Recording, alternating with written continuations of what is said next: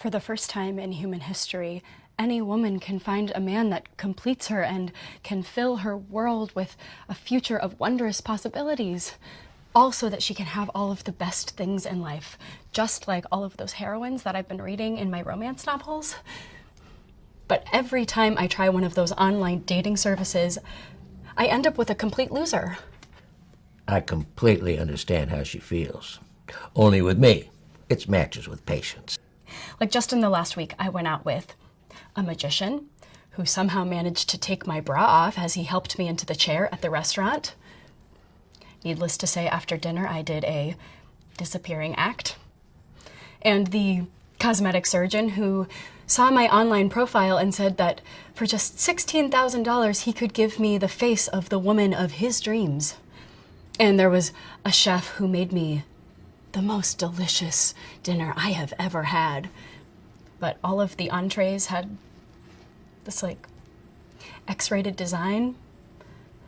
And then there was the novelist who wanted a collaborator to help him with the sex scenes in chapters 1, 3, 5, 9, 10, 11, 13, 14, and 15.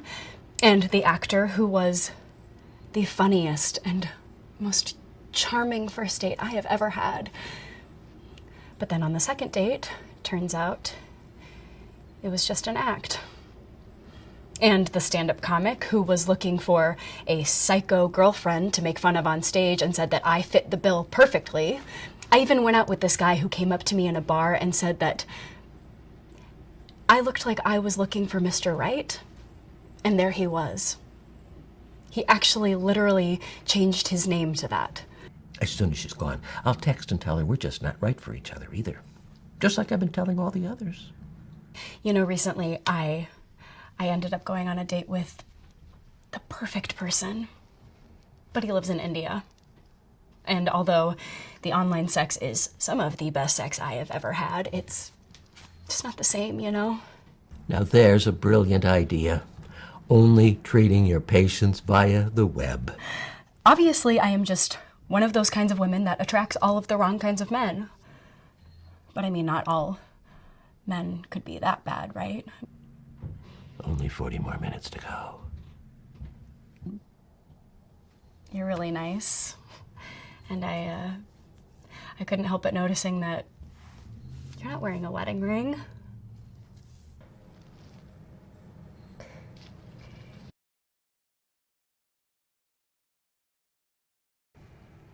I've lost the will to live. You and me both. So naturally, I spent 40 days and 40 nights in the internet desert, trying to find the meaning of it all. Google is all-knowing, right? It's always following all 7 billion of us on this planet and knows what we do before we even do it. And when you're too embarrassed to ask others for help, we know we can ask it for guidance, right? Search and ye shall find the answer to all of life's problems. Been there, done that. All last night. Doesn't worth a damn. So I asked the almighty Google, what is my purpose here on this earth? Is there a purpose to all of my suffering? How should I live my life so that I end up immortal in Google searches and not fade away into oblivion? But even though I got tens of billions of hits on each one of those questions, not a single one gave me a straight answer.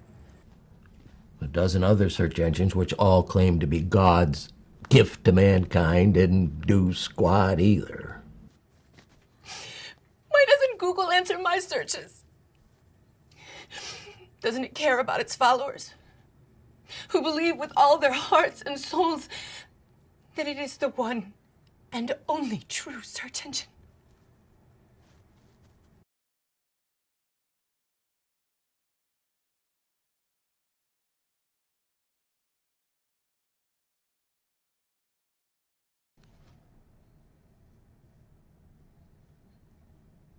Was I supposed to be saying something? Oh, right. I remember. Why I think I have ADD. Attention deficit disorder. I have such a small attention span, you know, no matter what I'm doing, working or talking to friends or colleagues, and I'm constantly getting distracted. And I have a lot of trouble staying organized, you know, and I think that's why I miss a lot of deadlines and appointments. Like this one.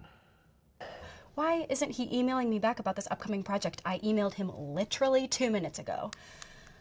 My mind is always racing, you know, and I make a lot of really big mistakes, and I'm constantly going from project to project, not able to complete.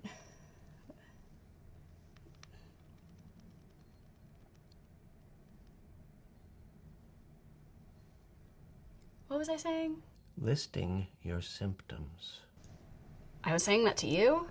I thought I was emailing that to somebody. Listen, did I already ask you for a prescription? Yes. You took a pic and emailed it to some pharmacy. Good. Okay. Sweet. So then we are all done here, right? Yes.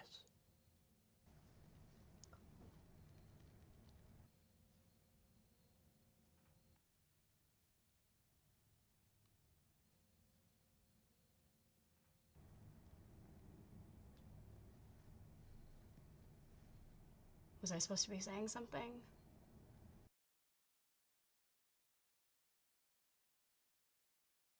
Go ahead.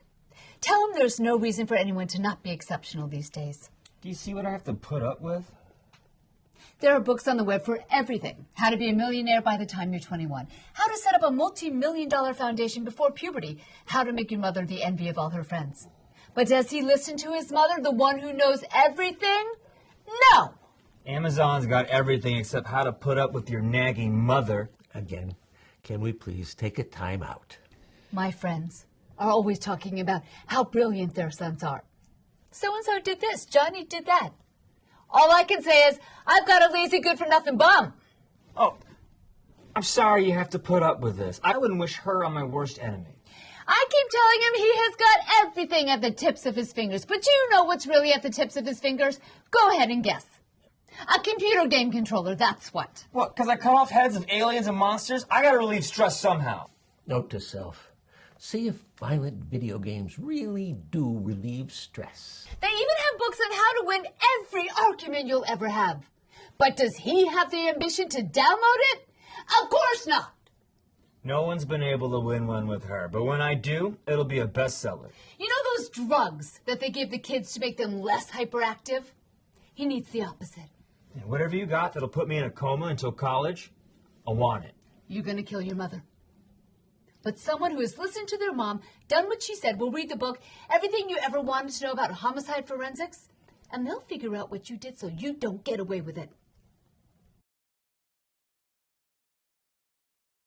When the love of your life shows up out of the blue, you suddenly have the magical ability to see the incredible beauty in even the smallest things. So obviously you can't help but tell the world what you can now see that they can't. Okay, look, I can't even make a sandwich or take a nap or dry off after a shower without her posting a pic of it to Facebook. You can't help but document just how incredible each moment is and how precious your life is now that you're with him. I'm a good person. What did I ever do to deserve this? Look, and everything that I do ends up on here. Look, oh, me and my baby sharing a pizza. Me and my baby making mad passionate love on the floor in the living room. Oh, here we go. Me and my baby just arriving at couples therapy. He won't listen to me, but maybe he'll listen to you. Would you please tell him that if he really loved me, he wouldn't be able to stop himself from telling the whole world?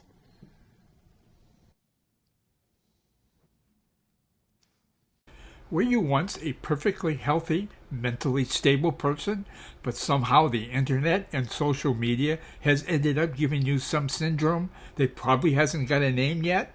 Have you thought about going to a therapist, but fear that when you tell them about the trauma you're going through, they'll think you belong on a funny farm? Well, you'll be happy to know that there is a place where you can get the emotional support you so desperately need from millions of others who are going through what you're going through. And of course, I'm talking about the group therapy sessions in the comments section. And the best part is that it won't cost you $175 an hour.